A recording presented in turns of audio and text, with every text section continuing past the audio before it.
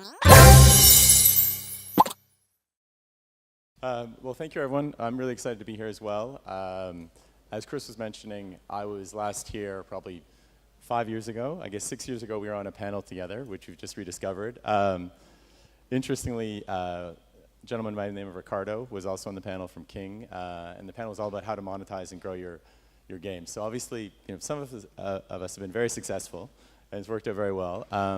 I'm excited to be back here because we also, at Facebook, work very closely with King. And we'll talk more about how the Facebook platform really helps game developers build, grow, and monetize their apps.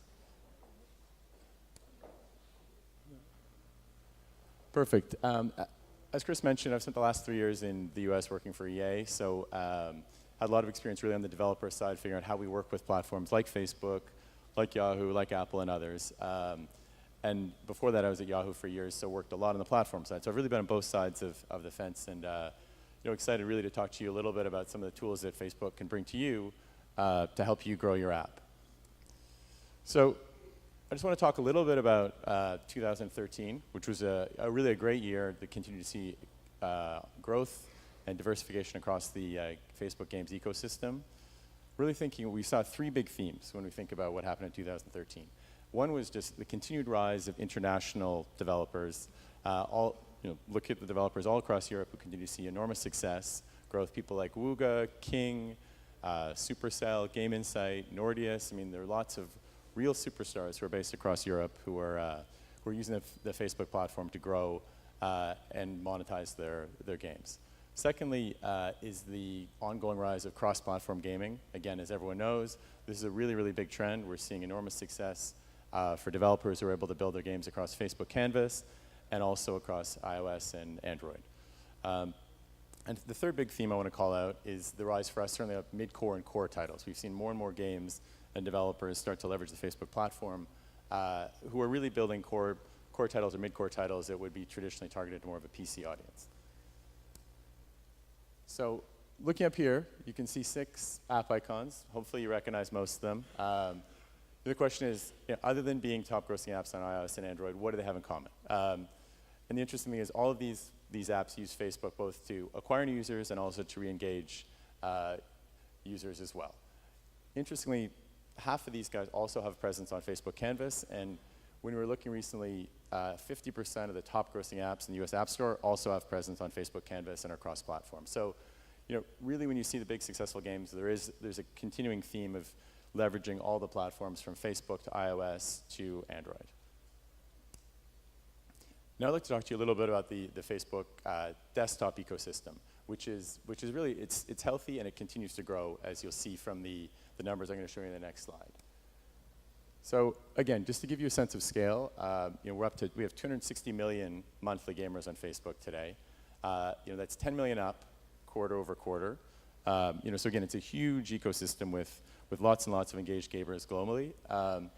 When you look at it, we also have an enormous and growing base of payers. We're up 27% year over year in terms of the people who are actually paying to play and buy items in all the games that you and other developers build. And that translates to a lot of money. When we look at the first half of 2013, we saw gamers spend $1.5 billion on the Facebook platform, buying items across all the games that the developers who we partner with build. And from a Facebook standpoint, that translates to $248 million in revenue for Q4, which was up 9%. So again, really continuing to see growth on the canvas, facebook.com, as a powerful place to build your games. So now I want to touch on a little bit about mid-core. Again, these are titles that you may or may have not seen, but we've really seen a number of breakout hits in the past year. This is a great one, Vikings Gone Wild. I personally love this game. I've spent not an inconsiderable amount of time and money in this. Building My Village. This is built by a small developer in Poland called Every Day I Play, built in Unity. Other great examples are King's Bounty by Naval, Throne Rush by ProgoStars. Both are built out of Russia. Both are cross-platform. Both have seen great success both in audience and in monetizing really well using Facebook. Again, this is a big theme for us. Ties in some ways to mid-core, but also across all genres, is the continued growth of Unity as a development platform. I'm sure a lot of you today are using Unity as a great way to build rich, graphically immersive games, and also it's a great way to build your games across platform. We've spent a lot of time with the development team over the past year at Unity to build a Facebook SDK that's optimized for Unity. So now you can use all the power of Unity and also integrate Facebook across platforms seamlessly. So again, kind of a great partnership that we're continuing to build, and it's a big priority for this year to continue to expand on that. I wanted to go back to cross-platform quickly. This is a big theme for us, and I think a big theme for everyone is how do you make it easy for people to play wherever they are? Deer Hunter is a great example. Deer Hunter just came to Facebook Canvas. It's the top-grossing mobile app. I'm sure a lot of you have played it by Glue Mobile. We just helped them bring this game to Facebook Canvas before the holidays, and we're seeing great results already. The obvious question is, cross-platform is huge and is important just because of mobile continuing to be such a growth story. I mean, this is one chart. I could show you any charts. All of them say the same thing. Mobile continues to grow at an enormous rate. This is shipments of smartphone and tablet devices. But it's just an enormous growth story. And as developers, we need to all figure out how to take advantage of that.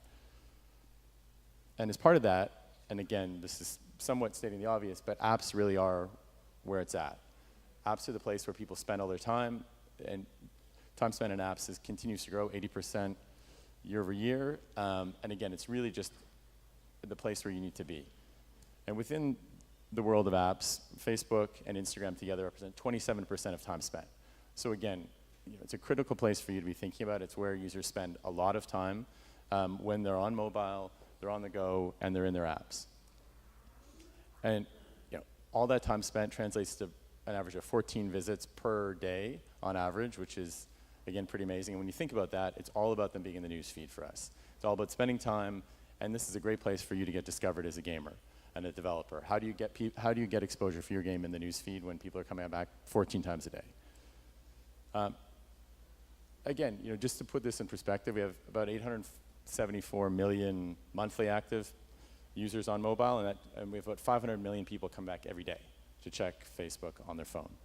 So again, this is a place you need to be and want to be. Now, I just want to shift gears slightly and talk about what are some of the things that we have and some of the tools we have that can help you really build, grow, and then monetize your app. So again, just to reiterate, looking at the top grossing apps, you have 82% of the iOS apps and 75% of Android apps in the top 100 use Facebook and are integrated with Facebook. So when we're talking about build, build is really for us, we're talking about three things. One is Facebook Canvas and all the features that come with that, from all the viral tools to payments to everything else.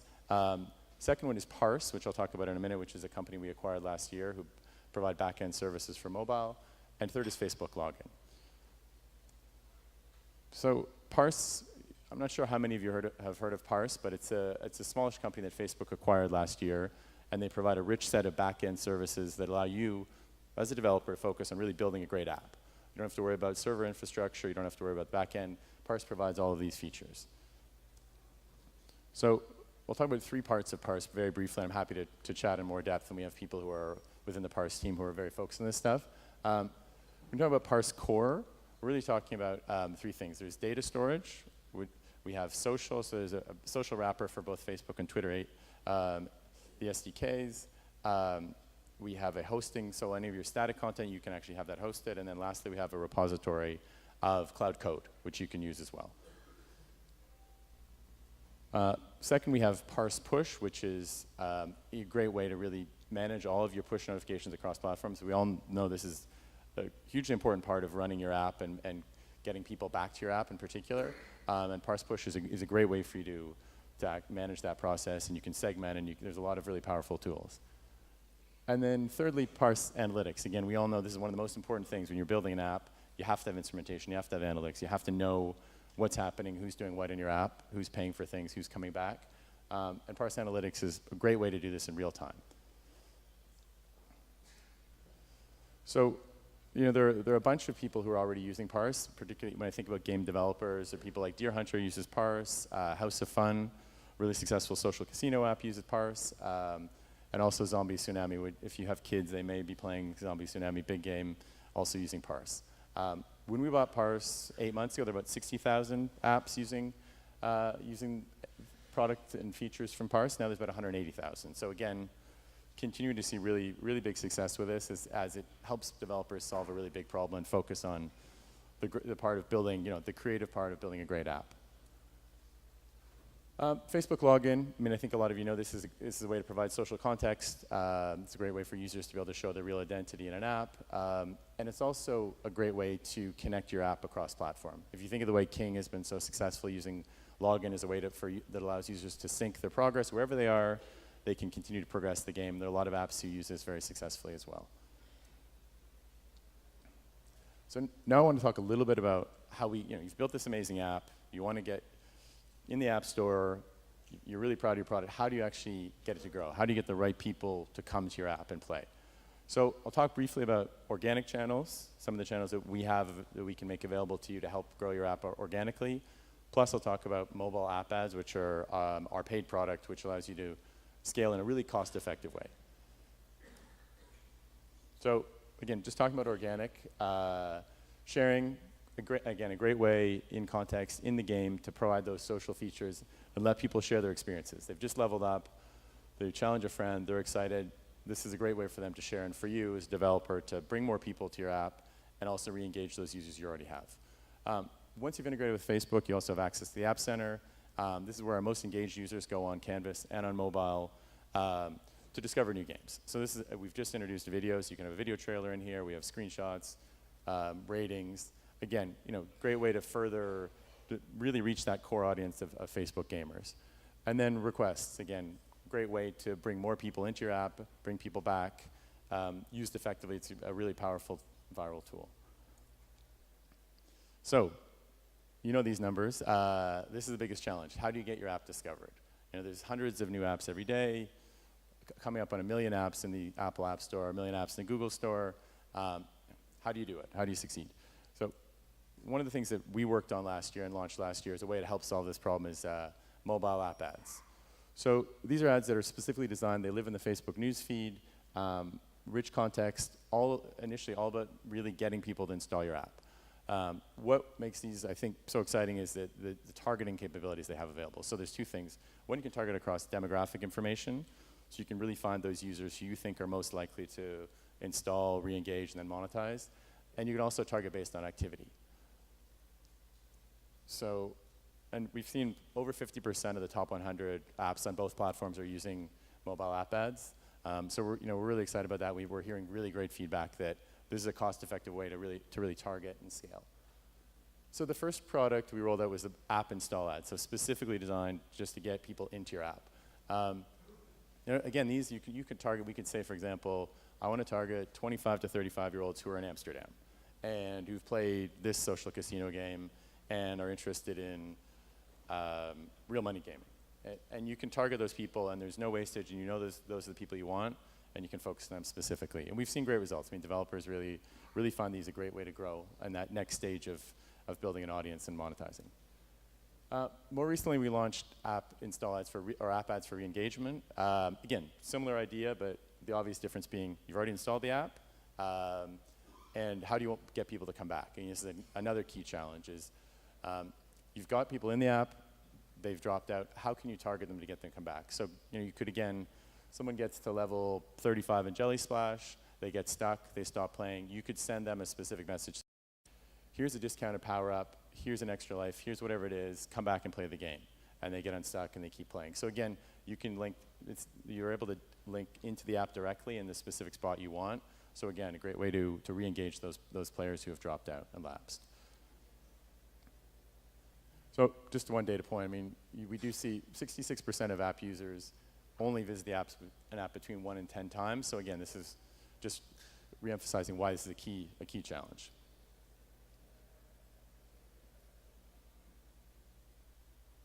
Great, okay, I'm just gonna touch on dive in a little more to the targeting question, just because these are, again, some really powerful tools that we have that we can make available to help you spend your money wisely.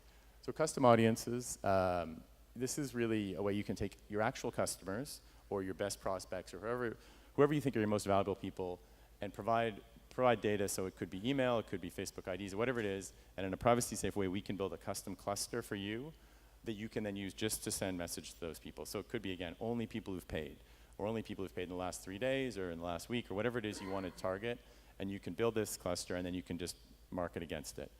And then a companion to this is lookalike, which is you take that same idea of a cluster, all these customers you have, and you can say, I want people who look just like this.